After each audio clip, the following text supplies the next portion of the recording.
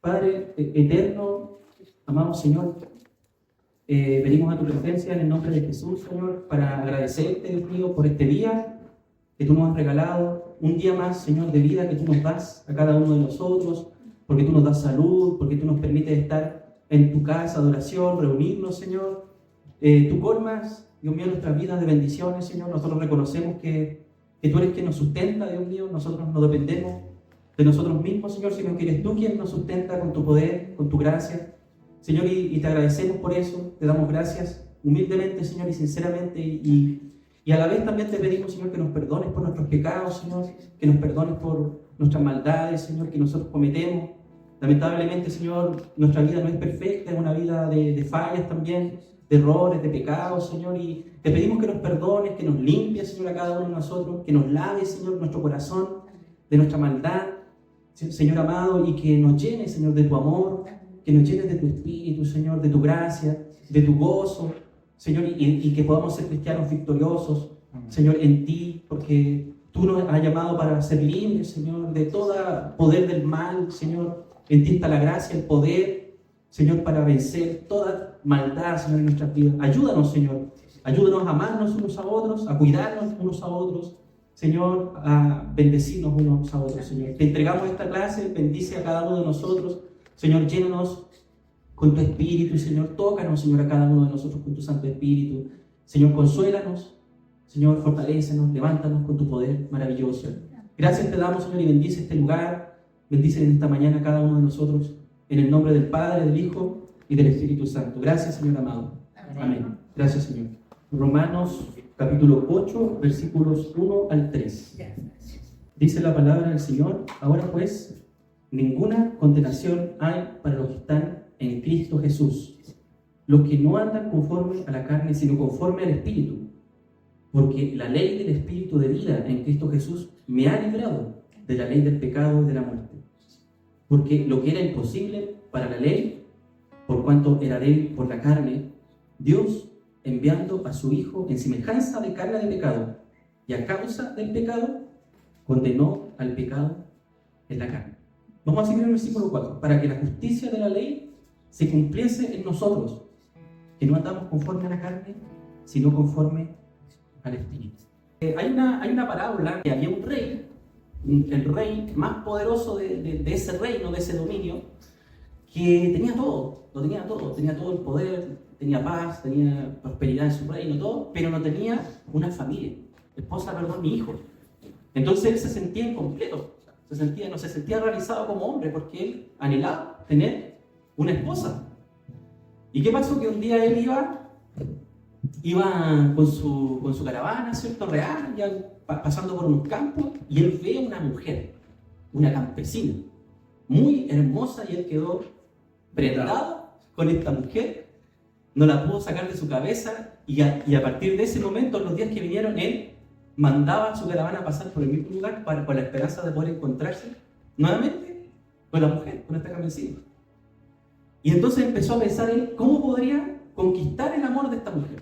Entonces dijo: yo voy a mandar a mi guardia real a la casa de esta campesina para llamarla, a que venga en mi presencia.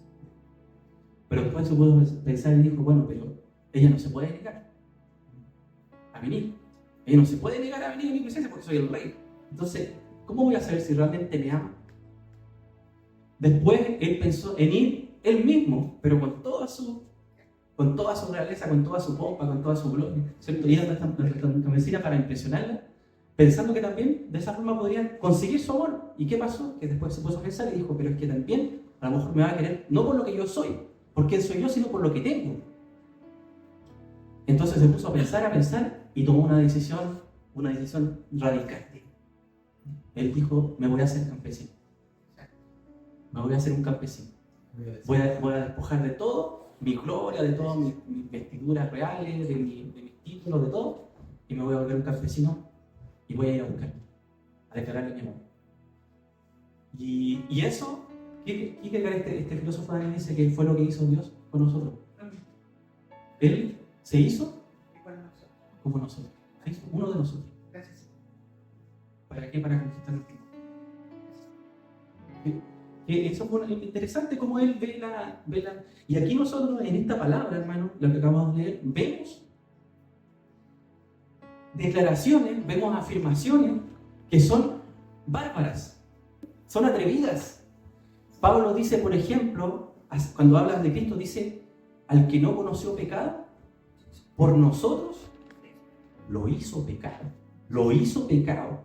Aunque dice él que eso nunca pecó, pero Dios lo hizo el objeto de la ira de Dios.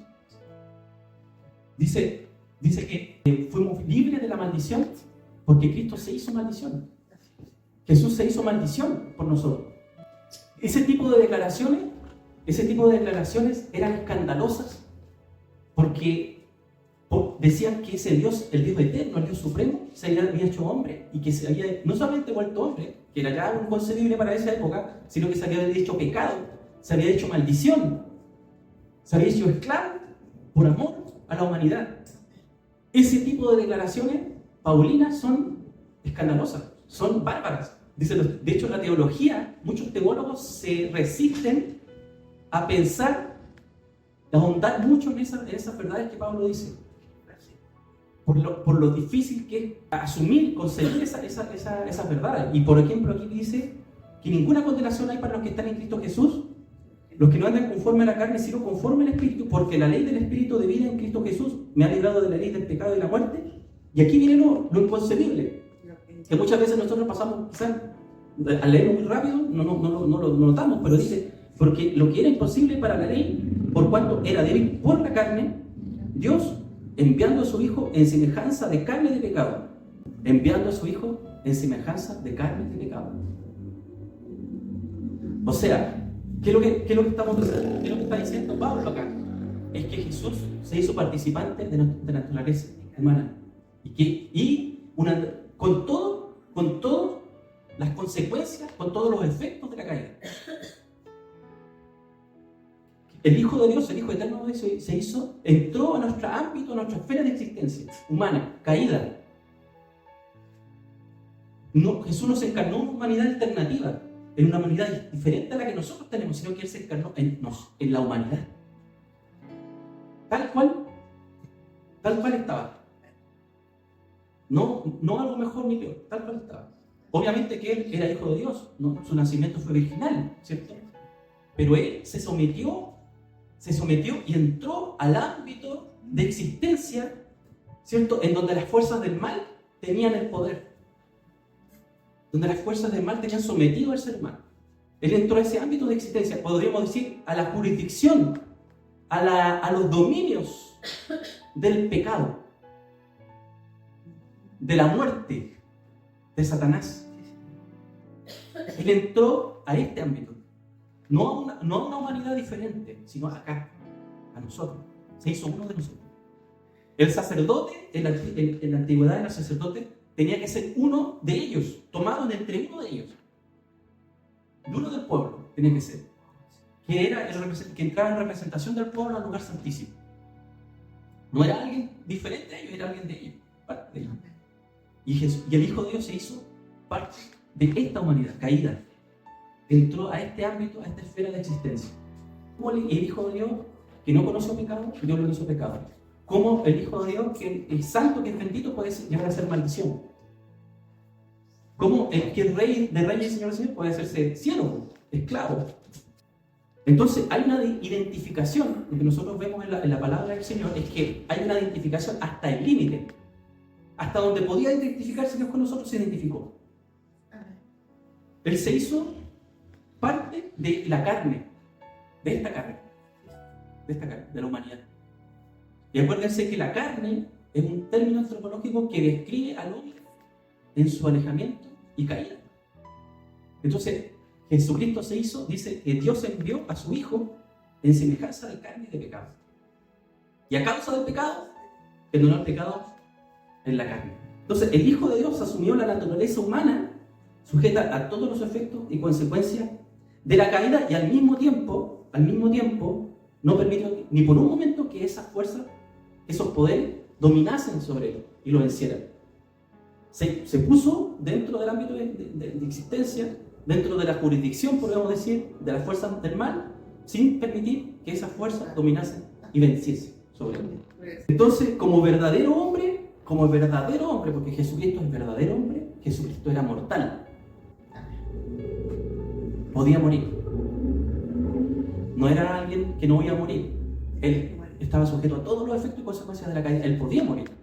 Podía Jesucristo ser tentado. Estaba al alcance del pecado. Podía el pecado tentarlo, presionarlo. Cosa que Dios no puede ser tentado. Dios. Pero en su dimensión humana, Cristo fue tentado.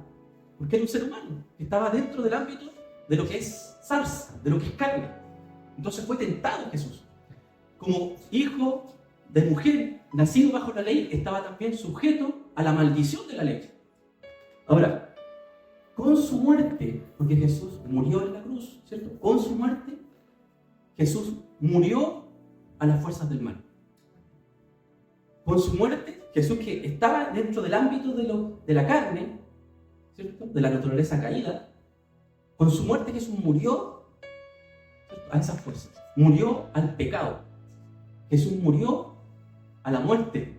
Jesús murió a todos los poderes que esclavizan al ser humano. Entonces, Él murió sin que estas fuerzas fuesen capaces de derrotarle o vencerle. Y aquí viene un concepto interesante, que es que el mal, hermanos, el mal vence y gana terreno solo cuando el hombre corresponde al mal.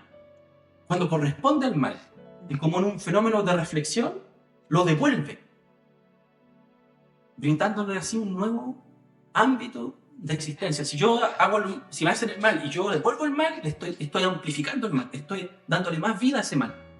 Porque esa persona después le hace el mal a otro y se va infectando toda la sociedad humana. Entonces el mal gana terreno cuando nosotros devolvemos el mal, ¿cierto? Pero en cambio es impotente ante quien lo absorbe, ante quien no lo devuelve, sino que lo absorbe en una actitud de incansable obediencia. Ante ese tipo de persona, ante un hombre que actúa de esa manera, el mal queda impotente, porque no puede hacer pie en esa persona.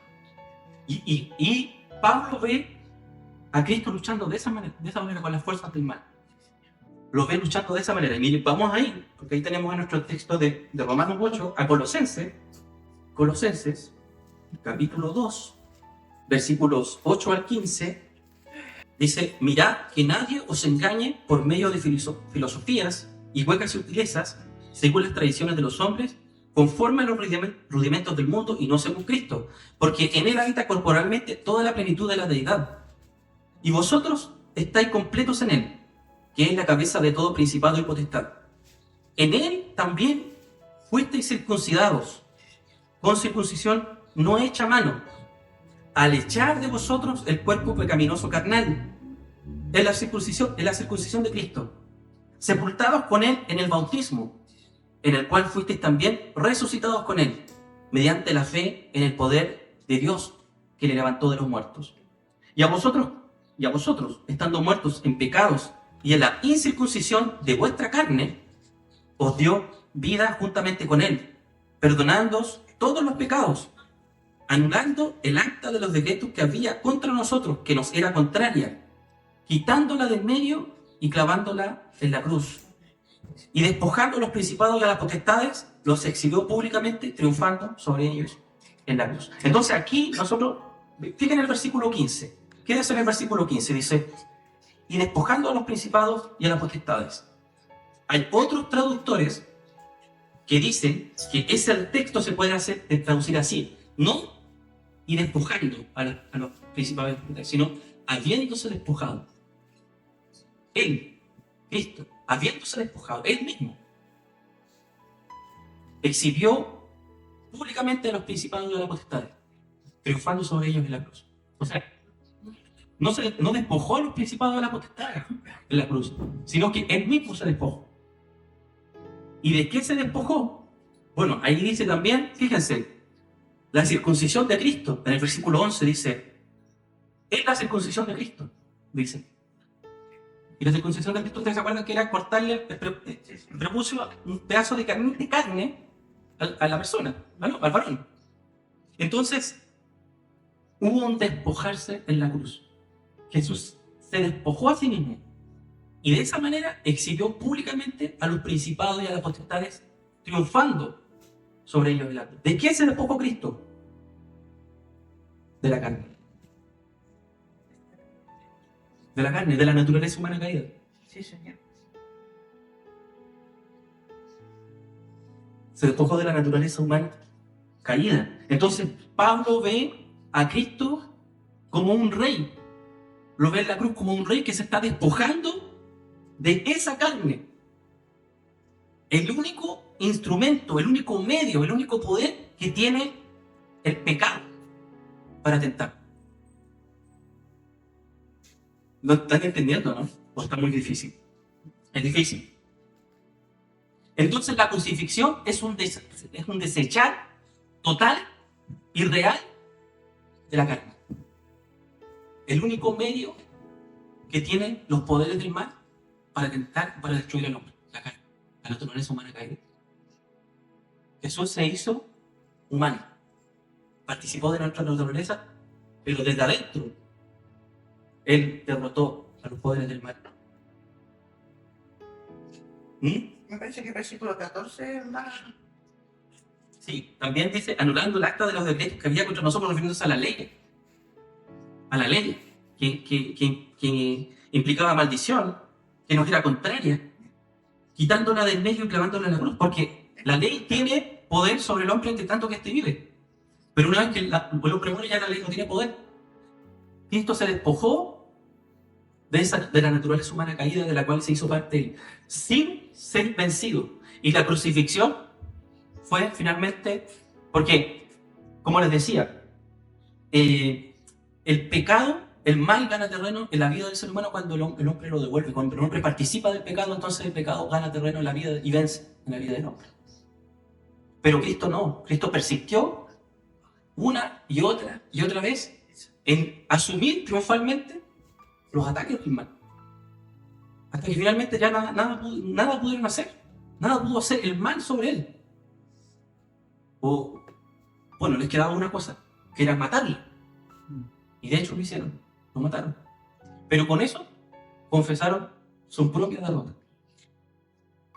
Porque lo despojaron del único medio que tenía para tocar, para acercarse a él y tratar de destruir, que era la naturaleza humana caída. Aunque él nunca pecó. Venció al mal desde adentro. Lo destruyó desde adentro. Así fue.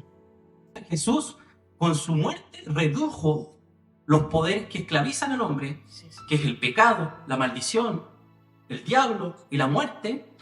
Redujo esos poderes a total impotencia. Los redujo a la nada.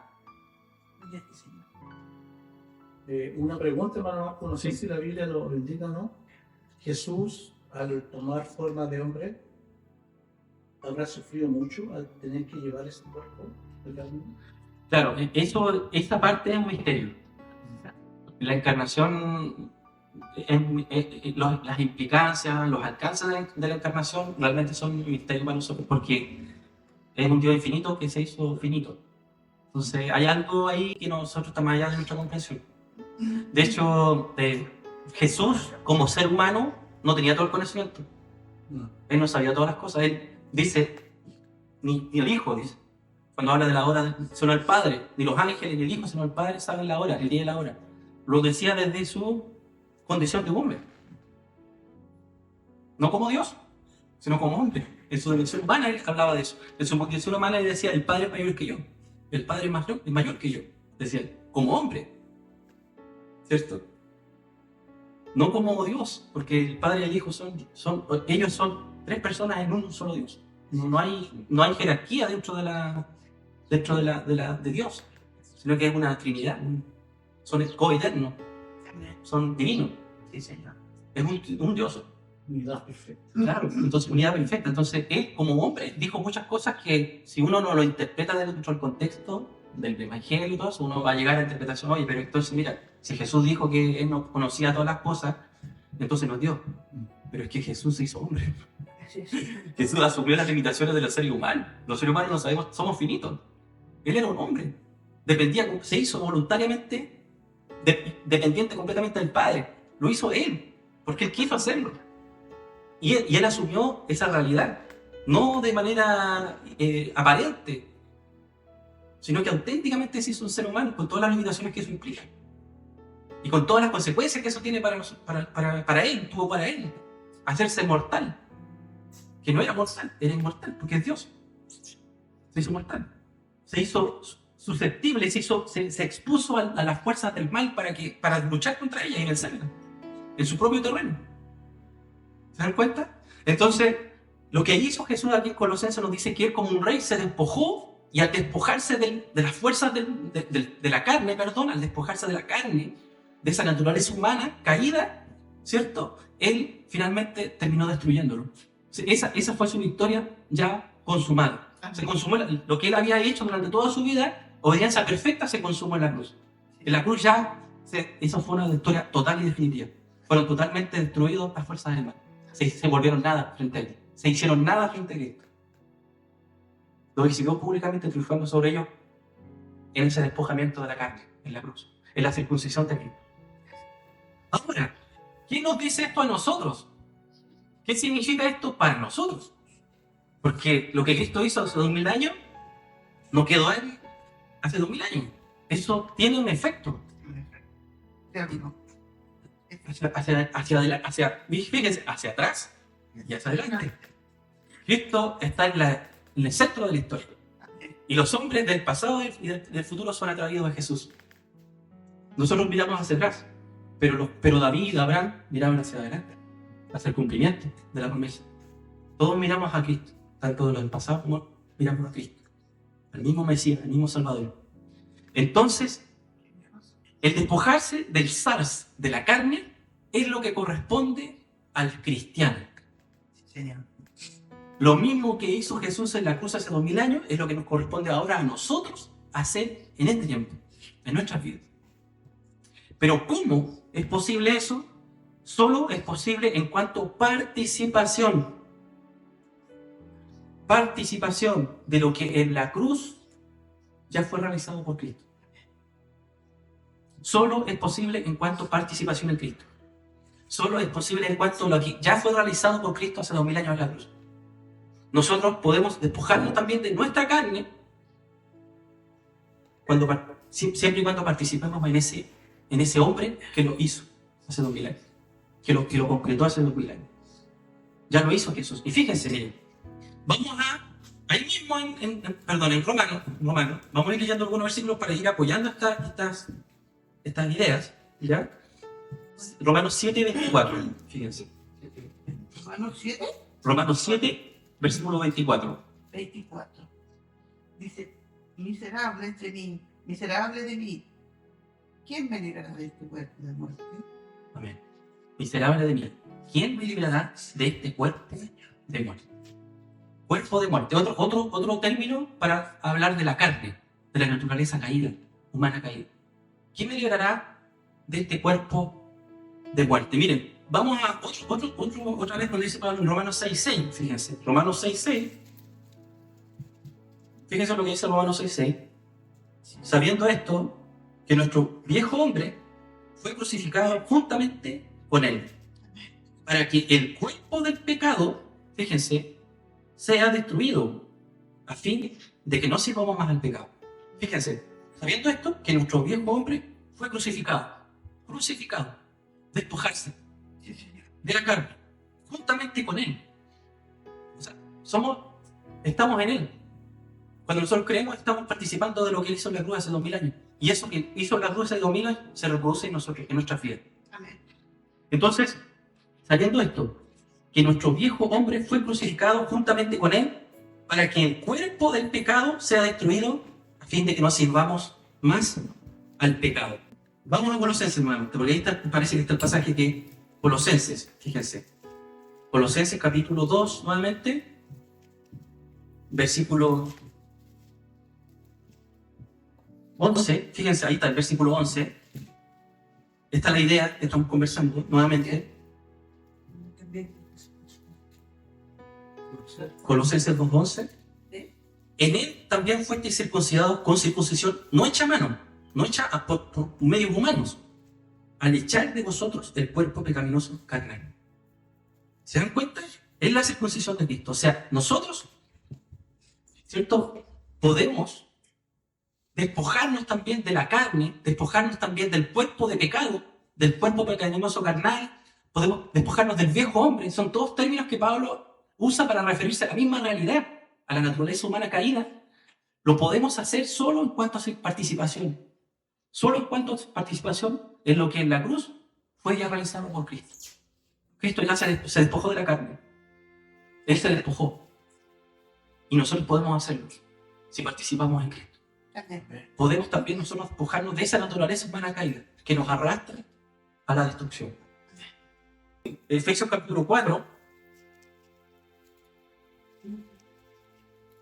versículo 20 al 24, vamos a leer. Dice, Efesios 4, 20, dice: mas vosotros no habéis aprendido así a Cristo, si en verdad le habéis oído y habéis sido por él enseñados conforme a la verdad que está en Jesús. En cuanto a la pasada manera de vivir, despojados del viejo hombre, que está viciado conforme a los deseos engañosos, y renovados en el espíritu de vuestra mente, y vestidos del nuevo hombre, creado según Dios en la justicia y santidad de la verdad. Entonces, fíjense, el versículo 21 dice: si en verdad le habéis oído y habéis sido por él enseñados, conforme a la verdad que está en Jesús, o conforme a lo que ocurrió con Jesús. Se puede traducir así: conforme a lo que en realidad ocurrió con Jesús. ¿Qué hizo Jesús en la cruz? Se despojó de la carne. Y así como él se despojó de la carne, ¿cierto? Nosotros también tenemos que despojarnos de la carne. Y ese poder maravilloso de Dios para despojarnos del mal está disponible, es real para nuestras vidas. Y eso es algo maravilloso, hermoso, que Dios nos ha provisto. Entonces hay una necesidad imperiosa, una necesidad vital de nosotros como cristianos de despojarnos de la carne, de despojarnos de la carne. Y de esa manera ser libres.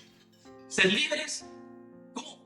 Necesitamos despojarnos de la carne porque de esa manera podemos ser libres. ¿Libres de qué? Libres del pecado, libres de la maldición, libres de Satanás. Porque Cristo nos ha libertado. Cristo nos ha libertado del poder del mal. Y finalmente Cristo nos va a liberar de la muerte. Cristo nos va a liberar de la muerte. Porque nosotros vamos a morir, pero vamos a resucitar para no volver a morir. Vamos a vencer la muerte junto con Cristo. Entonces eso es algo hermoso que Dios nos ha provisto. Muertos en, con y por el cuerpo crucificado del Señor. Participan en aquella misma muerte por la que Cristo murió. Participamos al pecado. Cristo murió al pecado en un momento de la historia, una vez y para siempre. Y nosotros también podemos hacerlo solo en cuanto a participación de Cristo. En Cristo nosotros podemos tener el triunfo. Fuera de Cristo estamos perdidos. La humanidad sin Cristo está perdida. Las religiones no sirven. Porque son inventos de los hombres. Son creación de hombres. Solamente lo que Cristo hizo por nosotros, lo que ningún otro pudo hacer. Ni Mahoma, ni Krishna, ni Buda, ninguno de esos pudieron hacer lo que Cristo hizo. Solo Él podía hacer por nosotros, ¿cierto?, lo que necesitaba. Amén. Para liberarnos del mal, del pecado. Entonces Cristo es la esperanza para el mundo, para el hombre. Entonces dice la Biblia en Romanos 7:4 que habéis muerto. Claro, ahí, así también vosotros, hermanos, habéis muerto. Ahí está. Subraya esa expresión. Habéis muerto. Habéis muerto al pecado. Habéis muerto a la ley. Habéis muerto a Satanás. Satanás ya no tiene que tener que ver con nosotros. Parte ni suerte, como dicen los pastores antiguos, parte ni suerte, que era la típica, en nosotros, en nuestras vidas. Él no tiene que tener nada de él en nosotros. Así como Cristo dijo, nada tiene en mí, así también nosotros tenemos que decir, el diablo, Satanás, no tiene nada que ver conmigo, con mi vida. Le pertenece a Jesús, le pertenece a Cristo. Amén. Señor. Yo estoy en Cristo. Y en Cristo yo beso todo poder que me quiera destruir del mal. Yo le pertenezco a Jesús. Entonces nosotros habemos muerto unidos a ese cuerpo y siendo parte de ese cuerpo. Porque antes éramos parte del cuerpo de pecado. Antes éramos parte de la naturaleza humana, del cuerpo pecaminoso carnal, dice la Biblia. Éramos parte, cuerpo, de una realidad humana. De la naturaleza humana adámica, caída. El cuerpo significa eso, significa la sustancia, la totalidad, la suma, la naturaleza humana. Éramos parte de un cuerpo de muerte. ¿Quién me librará, dice Pablo, de este cuerpo de muerte? Gracias sean dadas a Dios por Jesucristo hombre. ¿Por quién me libera? Del poder de la carne, del poder de la muerte. Entonces, tenemos que ser unidos. Ahora, vamos a entrar a otro punto, porque estamos hablando del poder de la carne. Sí, Señor. Y que es necesario despojarse de la carne, y lo podemos hacer solo en participación de lo que Cristo ya hizo en la cruz hace 2000 años y que se reproduce hoy en la vida del cristiano por medio del Espíritu Santo. Nos vamos despojando del viejo hombre, ¿cierto? Y nos estamos vistiendo de un nuevo hombre. Nos despojamos del viejo hombre para ir vistiéndonos del nuevo. Antes de poder vestirnos, tenemos que desvestirnos de lo antiguo, de lo malo, para vestirnos de lo nuevo, del nuevo hombre. Entonces, ahí entra otro concepto que es el cuerpo de Cristo. Amén. No el cuerpo de muerte, ¿cierto? Sino el cuerpo ahora de Cristo. El cuerpo de Cristo. ¿Y qué significa eso? Una nueva humanidad. Una nueva sustancia humana. No del Adán caído, condenado, sino del postrer Adán, que es Cristo, redimido. Una humanidad redimida.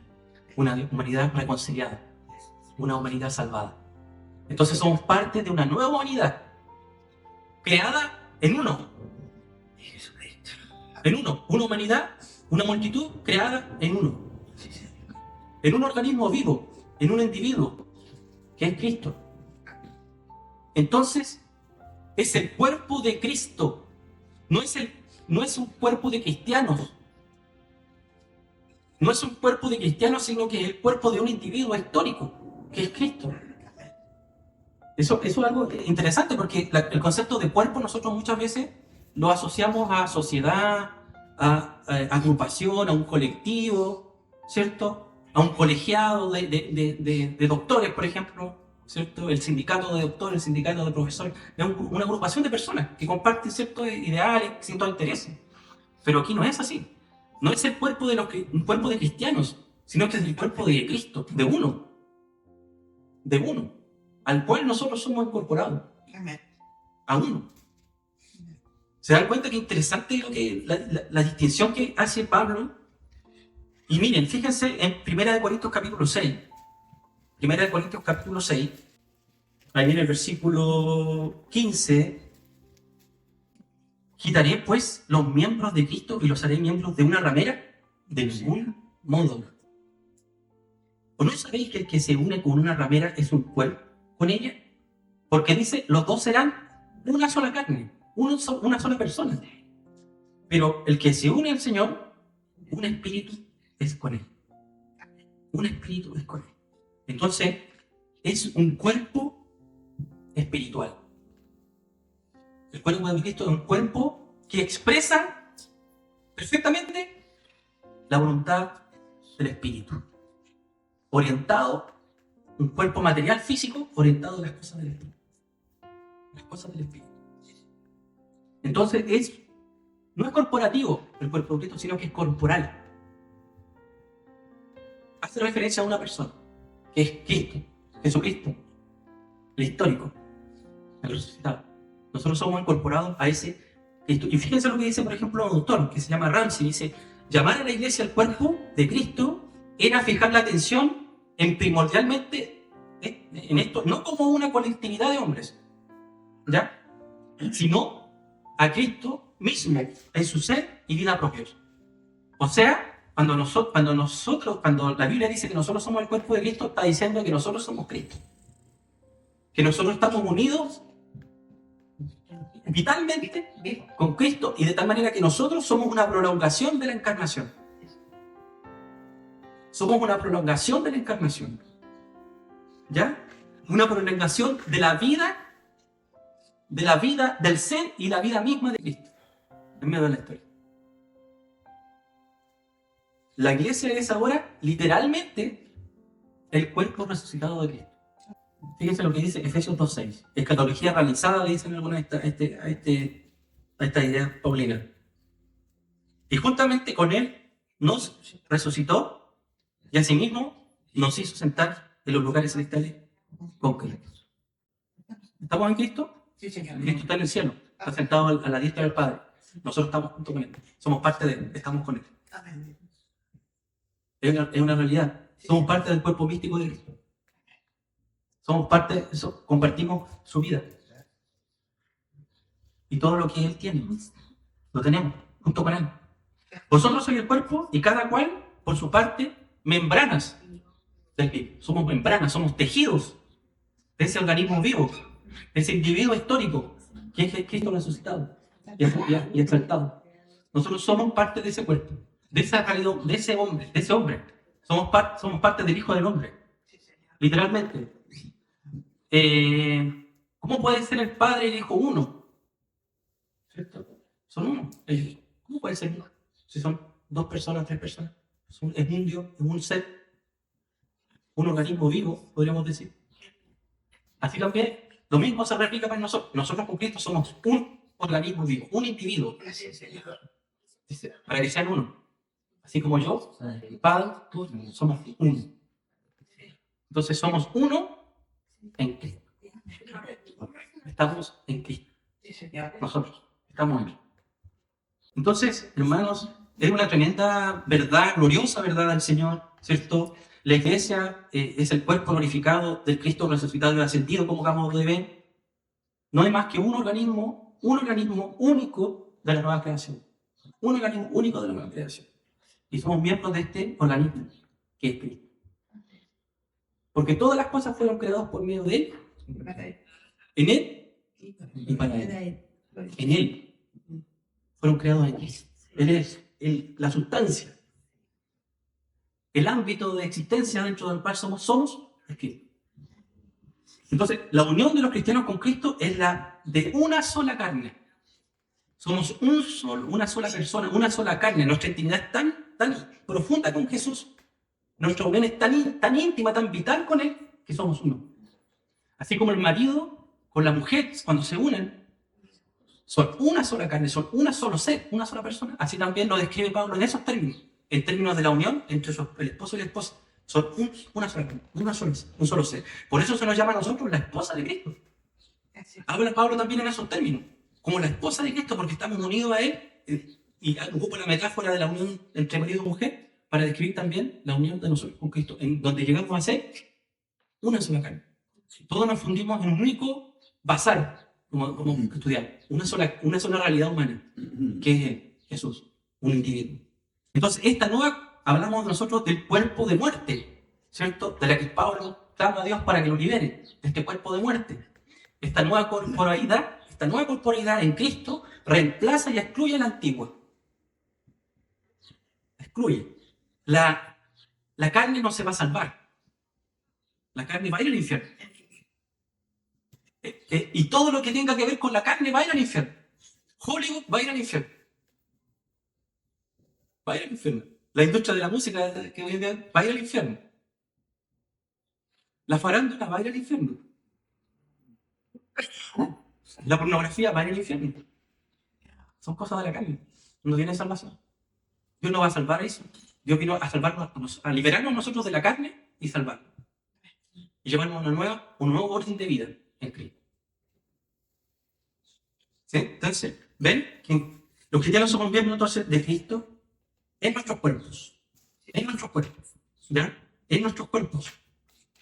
Cuando nosotros tomamos el vino y comemos el pan indignamente sin discernir el cuerpo del Señor, juicio come y velan para sí, dice la palabra de Dios, de tal manera que hay muchos hermanos que están debilitados, dice Pablo, y otros duermen. Porque si nosotros somos parte, corporalmente, todo nuestro cuerpo, todo nuestro ser, somos parte del cuerpo de Cristo. Y si nosotros hacemos algo malo, Indebido. vamos a sufrir consecuencias. Vamos a sufrir consecuencias. Y por ejemplo, fíjense, ahí mismo, 1 Corintios capítulo 6, fíjense, versículo 16. ¿O no sabéis que el que se une con una ramera es un cuerpo con ella? Porque dice, los dos serán una sola carne. La vuelta a la fornicación arranca al cristiano del cuerpo resucitado de Cristo. La vuelta a la fornicación arranca al cristiano del cuerpo de Cristo. Es serio. Si nosotros cometemos pecado, vamos a sufrir consecuencias. Vamos a sufrir consecuencias. Por un lado vamos a dañar el cuerpo de Cristo, pero también vamos a sufrir consecuencias terribles en nuestra vida. Entonces, Pablo dice, de ningún modo. La unidad de Cristo, los cristianos, nos es presentada como la de una sola carne, una sola persona. Todos nosotros, hermanos, somos parte de uno. Todos nosotros somos uno. Todos nosotros somos uno. Tenemos que querernos, ¿cierto? Porque somos uno. O sea, un cuerpo, imagínense un cuerpo, una mano pegándole a la cara. O un pie haciéndole la zancadilla al otro pie. O la lengua, los dientes mordiendo la lengua. Ese cuerpo no podría subsistir, se moriría finalmente, sería destruido. Y nosotros también somos un organismo vivo, tenemos que amarnos, cuidarnos unos a otros, ayudarnos unos a otros, reconocernos unos a otros. Si un hermano sirve en la obra, si un hermano trabaja en la obra, hay que reconocernos. Hermano, usted de bendición, qué lindo lo que hizo, hermano, lo que hizo acá, lo que hizo allá, lo que hizo acá. Qué lindo como usted, hermano, no sé, por decir algo muy sencillo, limpió los baños, hermano, qué bendición lo que usted hace. ¿Cierto? Qué bendición cortar el pasto. Hermano, cortó el pasto. Qué bendición más grande que cortó el pasto. Que hizo el aseo. Que oró.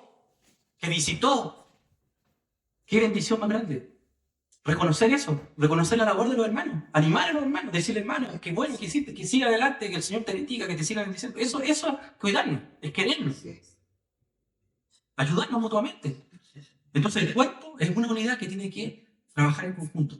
Ayudarse mutuamente, para seguir creciendo, ¿cierto? Como dice la Biblia, a llegar a la madurez.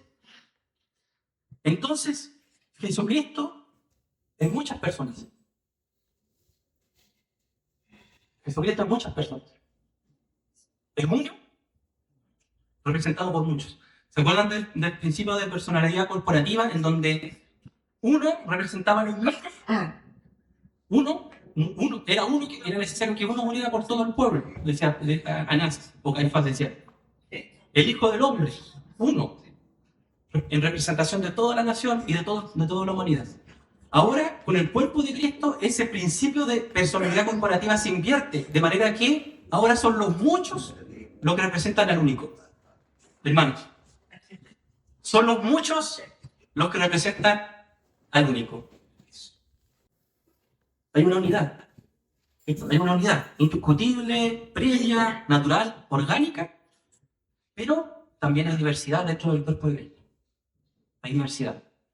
Una diversidad, ¿cierto? Una diversidad que presupone la unidad. Ya. No es que estemos buscando la unidad, sino que ya estamos unidos y en esa unidad hay distintas manifestaciones. Hay diversidad de personas, diversidad de dones, de operaciones. ¿Cierto? Entonces, así como en el cuerpo hay muchos miembros, y no todos los miembros son ojos, son manos, son lenguas, ¿cierto? También así en el cuerpo de Cristo hay muchos miembros, hay muchas personas con distintos dones, distintas funciones, distintos ministerios, pero son todos parte de un solo individuo, Cristo. Entonces, esa teología es muy interesante. Entonces, hermanos, nosotros hemos sido injertados en un organismo vivo de un individuo histórico que es Jesús de Nazaret. Y en esa realidad hay unidad. Una unidad inclusiva, ¿ya? Unidad inclusiva, no exclusiva, ¿cierto? No es solamente para los judíos o para los gentiles, sino es para todos, ¿ya? Sí, Señor. Y es una unidad representativa también, y no solamente como no meramente vicaria. No es que Jesús haya muerto solamente por nosotros y nosotros no tengamos que hacer nada. Nosotros tenemos que morir con Cristo. También. Sufrir con Cristo. Para vivir y reinar con Cristo. Somos compañeros, somos copartícipes con Cristo de lo que Él hizo. Nosotros reproducimos, porque la vida de Cristo está en nosotros y nosotros somos Cristo. Y reproducimos. Seguimos reproduciendo lo que Cristo hizo hace 2000 años. Seguimos haciendo lo que... Porque somos una prolongación de la encarnación. De la presencia corporal de Jesús en la historia. Nosotros somos el cuerpo. Continuamos lo que Jesús hizo en la historia. Lo que Dios hizo es asombroso. Lo que Dios hizo es realmente asombroso. La Biblia dice, grandes y maravillosas son sus obras. Y lo que Dios hizo en la salvación es algo maravilloso. Algo incomprensible, algo más allá de nuestra comprensión. Y yo creo, hermanos, que todavía no termina. Estamos en un proceso, estamos a medio camino. Vamos a llegar al día de la gloria y nos vamos a asombrar todavía más de lo que Dios está haciendo y va a hacer con nosotros. Lo que Él ha hecho en la cruz, lo que Él está haciendo hoy, lo que va a hacer mañana, Él nos va a asombrar. Nos va a asombrar este Dios maravilloso, este Dios todopoderoso, este Dios asombroso, que hace cosas que nos maravillan. Entonces vale la pena vivir por Cristo. Vale la pena vivir por Cristo. Vale la pena morir por Cristo. Sí, Señor. Porque Él hizo eso por nosotros. Él murió por usted y murió por nosotros. Para salvarnos. Solamente por amor, porque no lo merecían. Nadie merecía la salvación. Pero Dios la da. Dice la Biblia que es vida eterna. La dádiva de Dios, ¿cierto? La paga del pecado es muerte, más la dádiva de Dios es vida eterna en Cristo Jesús.